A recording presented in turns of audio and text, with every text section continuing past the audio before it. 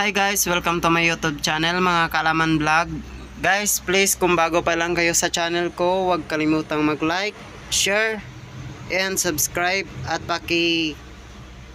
hit yung bell, paki-click yung all para ma-notify po kayo sa mga bago pa nating i-upload na mga videos guys. So, ngayon pala guys, yung i-install natin ngayon 1,000 base tank na 1,000 liters. So, ang taas pala nito guys is 4th floor. So, ipakita ko sa inyo kung paano tayo mag-install ng merong bypass at saka paano tayo mag-kabit ng ating storage tank na base tank. So, gravity feed po ito guys. Gravity feed po yung installation natin. So, bago natin umpisaan, so intro muna tayo.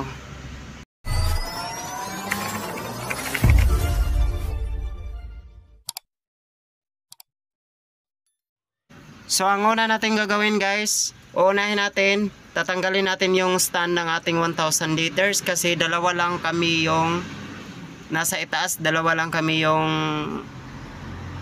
tinatalian lang namin kasi yung base tank na 1,000 liters na storage natin na ikabit natin ngayon dyan sa ating customer. So dyan lang kami dumaan. So napakahirap akyatin guys kasi wala pa siyang hagdan.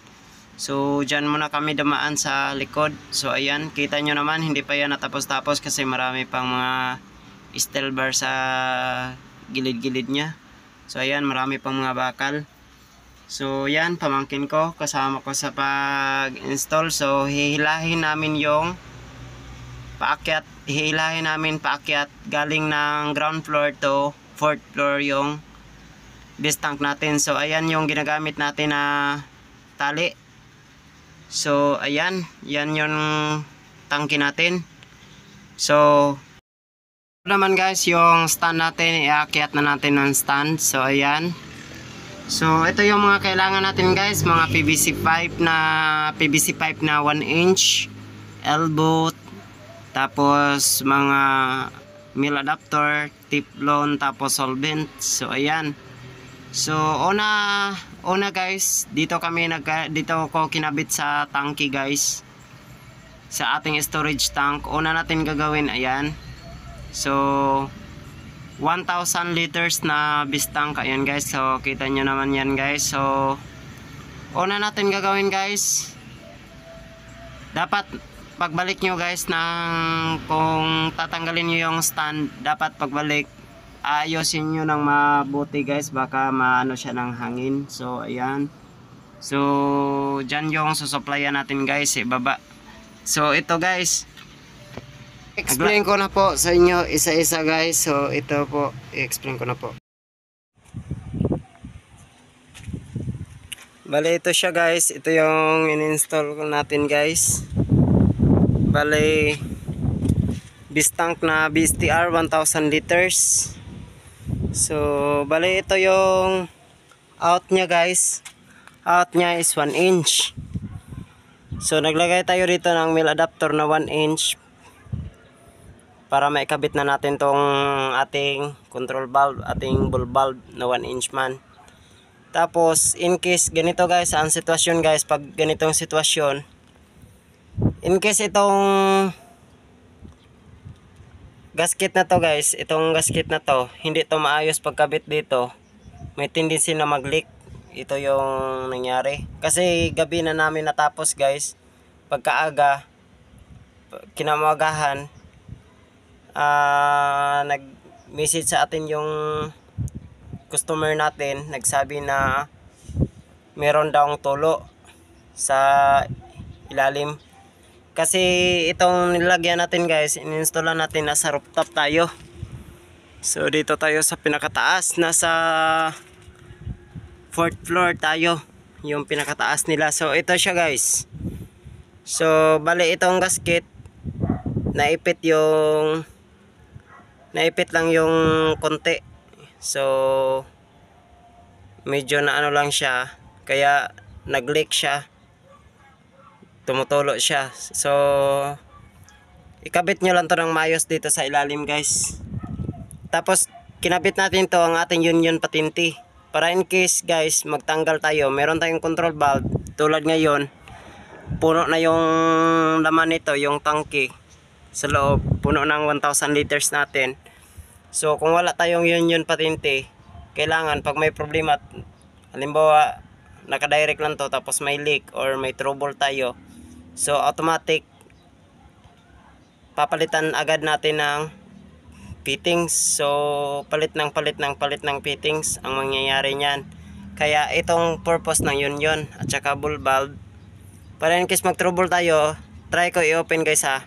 Pag wala tong before mag out, dapat merong ball valve before mag union patinti.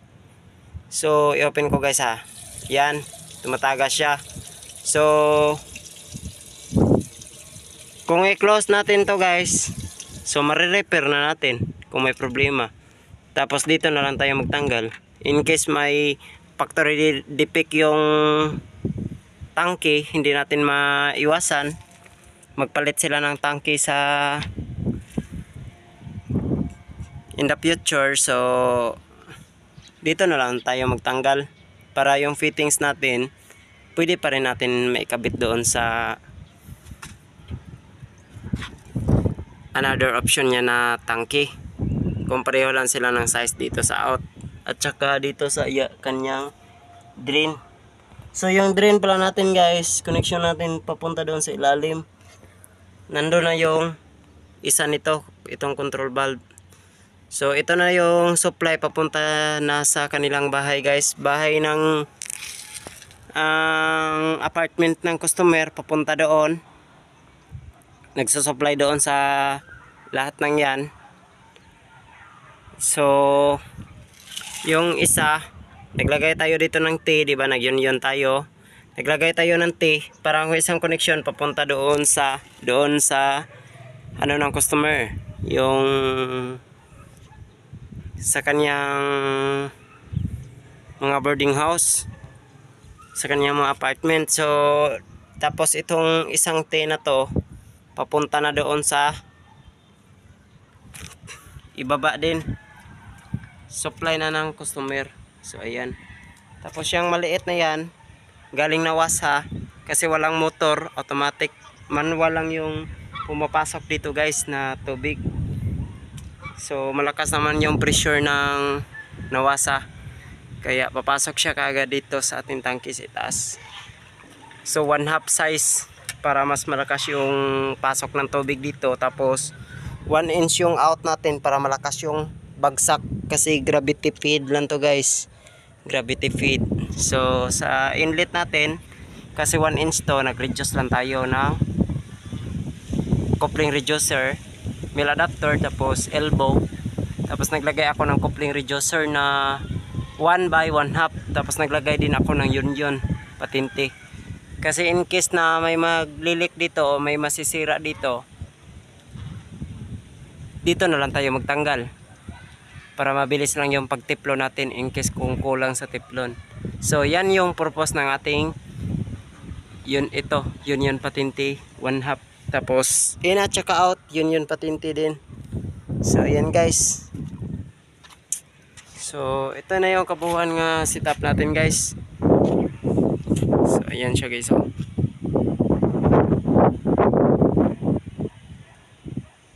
So ngayon guys, ibabalik na natin to, itong rubber na to. So ibabalik lang natin yan ng maayos dito sa ilalim. Ibabalik na natin ngayon guys. Ayan na guys, so naibalik na natin guys. So ngayon bababa na tayo guys kasi okay na. Yan lang yung problema guys. So, ito yun ito yung layo nyo.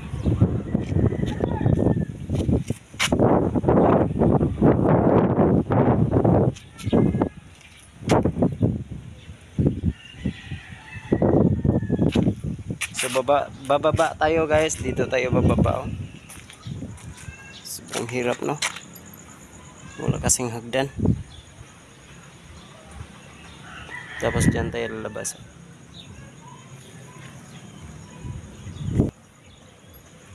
So lagay ko muna yung cellphone natin guys sa bulsa, baka malaglag. So ngayon guys, sa ibaba naman natin i-set up o i-install natin. So sa ibaba naman tayo, lalagyan na natin ng bypass guys, yung sa ilalim. So ito guys, ang una natin gagawin, kuha tayo ng T na 1 inch, tapos isolventa natin yan. Tapos nag-cut ako guys ng almost 5 inches yung haba, para mailagay natin dyan yung ating bypass. So mamaya guys, i-explain ko naman sa inyo guys. So ayan. So ayan na po yung iba-bypass natin. So ayan yung output natin galing ng ating tangke sa itaas. So yan, puputulin na natin yan para may pasok na natin yung ating T. Yan yung dati nilang setup guys na installation na wala pang bypass. So ayan. So ito yung bypass nyo guys. So galing sa itaas, paibaba, pasok. Ayan, tapos yung sa kabila guys, yan yung paakyat.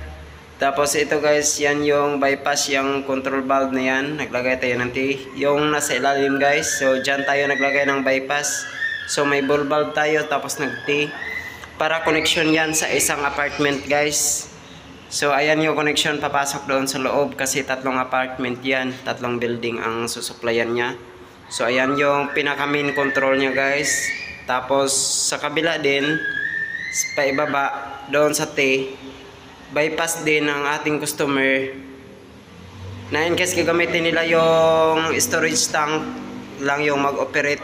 Kung hindi nila gustong magamit ng nawasa, gusto nila yung stock na tubig lang sa itaas. So ayan yung i-on at saka i-off lang nila guys. So ayan yung i-open ng ating customer kung tangke yung gagamitin nila guys. So yan lang, mabilis lang naman maglagay ng bypass. Maglagay lang kayo ng T tapos ball valve. So yan lang guys, thank you sa panonood, and God bless. Thank you for watching much, and God bless. Thank you for watching.